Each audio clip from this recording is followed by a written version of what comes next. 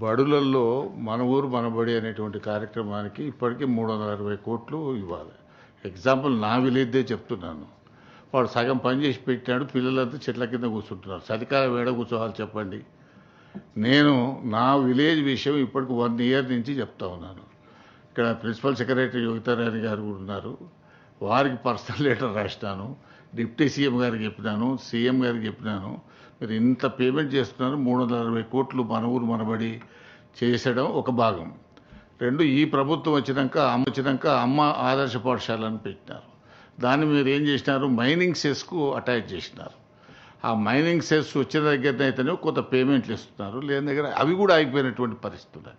కాబట్టి దీని మీద మనం ఫస్ట్ వాడు కూర్చునేదానికి రూము అవన్నీ ఉన్న వసతులు ఉంటే తర్వాత ఇప్పటికే మనకు గవర్నమెంట్ స్కూళ్ళల్లో డ్రాప్ అవుట్స్ ఎక్కువైపోయినాయి.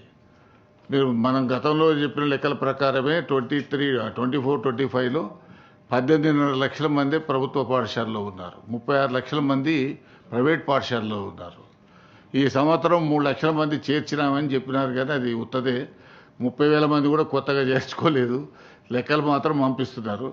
దయచేసి ఈ మన ఊరు మనబడికి సంబంధించిన పేమెంట్స్ ఇవ్వండి. చిన్న చిన్న కాంట్రాక్టర్లు, ఎందుకనంటే విద్యా కమిటీ చైర్మన్ వాడు 3 ఏళ్ల కింద అప్పు తెచ్చి కడితే, మీకు చెప్తున్నాను, మా ఊరిలో 19 లక్షలు 20 లక్షలు బాకీ.